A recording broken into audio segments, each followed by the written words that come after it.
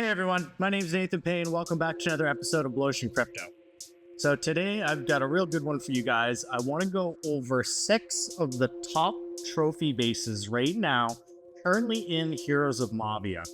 Now, it's pretty interesting because there's pretty much been one main base that like 1 out of every 3 people have been using for a while. It has been cracked. It is not worth using anymore. Things have really kind of shifted. People have started to try and experiment with a lot different types of bases. We're seeing a lot more diversity in the base styles.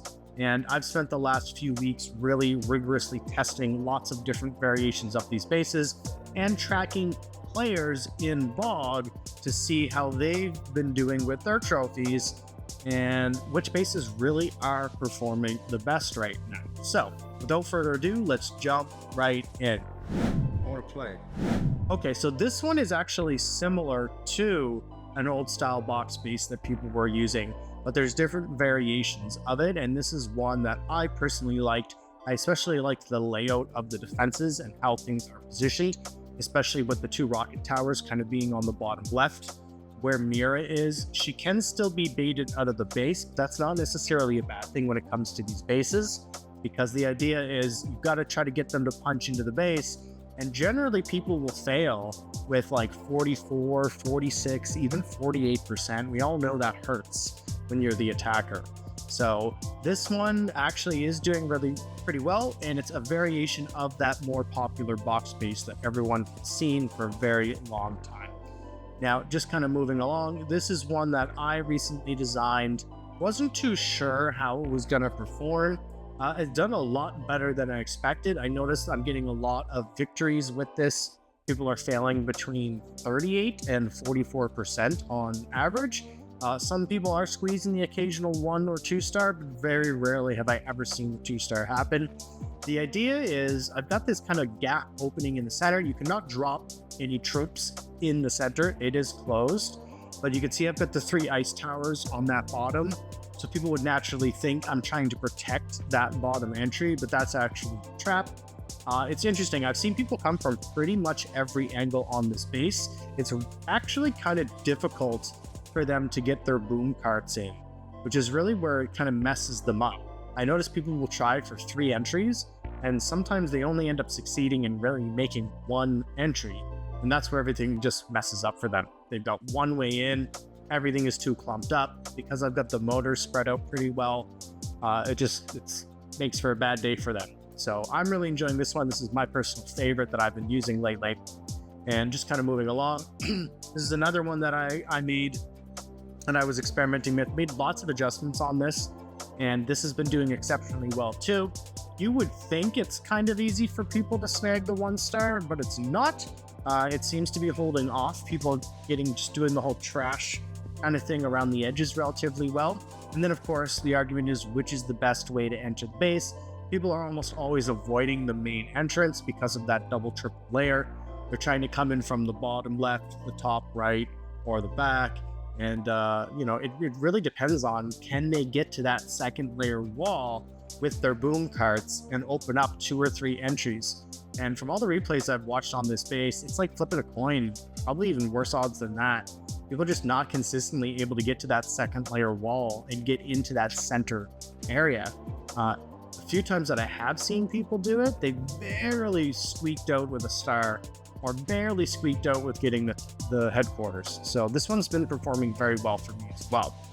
Just kind of moving along, here's another one. This one, I will admit, it's interesting. No one's ever gotten more than a 1 star on this in over an entire week, but it does give away the 1 star a little bit more than I would like. But what my favorite part about this base is if people take the bait and they come in on the bottom left side, they get wrecked. So if they actually try to come in against the 3 ice towers, they will not make it to the headquarters. You would think, oh yeah, I can punch through that. No problem, I'll be able to get to the HQ. But just the concentration of damage in such a small area makes it very difficult for your troops to be able to handle it. I've seen people break on the corners and the center and try to wave through. I've seen people come on the far edge, the bottom edge, and the corners. It seems like every time they try to come from that bottom left, the base just gets them. Usually where I'm seeing people get 1 stars is when they're going around the edges with rangers. I mean, occasionally it's going to be hard to stop people from doing that, so I've been impressed on the performance of this one too. Now, we also have this one. I'd say this one is probably one of the better bases, or at least as far as performance-wise goes, and I think it's just because most people don't quite understand how to attack it yet. So generally what most people are trying to do when they come into this base, they're coming from behind on the top left or the top right to try to get to the HQ. But you have to let all your units destroy all the trash in front of that second layer wall, and then deploy additional boom carts, and then deploy your main army. So because a lot of people are not proficient yet, or at least from what I've noticed, at deploying their armies in multiple phases, in multiple waves, that's why this base is doing well. You cannot just deploy all your troops and watch the battle unfold. We are beyond that at this point in the game, and if you are that type of player, probably why you're failing attacks. So this base really punishes that and makes people have to deploy their army in multiple phases and multiple packs to be able to actually get into the center, and that's why this one is performing pretty well. Then we've got one more for you here. Now, what's interesting about this is it's actually difficult to even 1 star this base, and on the bottom left and the top left, boom carts actually have a hard time getting into that second layer. They'll quite often want to just continue to destroy the first layer walls, and I've seen lots of people fail even just on the entry of this base. So there's almost this intimidation factor too, because when you see this base, you're like, oh, maybe I should come in on the bottom left, top left, and you're like, what if my boom carts fail? Well, if I come on the right side, yeah, I've got to clear all the trash just to get to the next layer. So it's interesting. It's making people make a choice. Do you want to go against these double layer, single gap walls, or do you want to go against all the trash to get in? And this one has been performing pretty well too.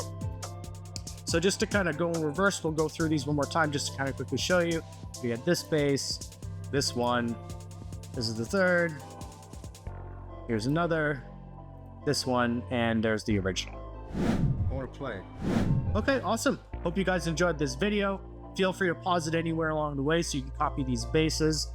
Definitely interested in always doing some of these videos on bases every couple weeks, or as the meta shifts, you guys can definitely expect more from me. As soon as we get Alliance Wars, I am a massive builder. I used to be the main builder for my clan in Clash of Clans. I can't wait to be pumping out bases. I'll definitely be doing a lot more base videos when we get wars, but for now, we're just trying to find what the best trophy bases are. So thanks as always for being subscribed to the channel. Really makes a big difference for all of us here on the team, and smash that like button. Okay, we'll see y'all in the next video. Cheers.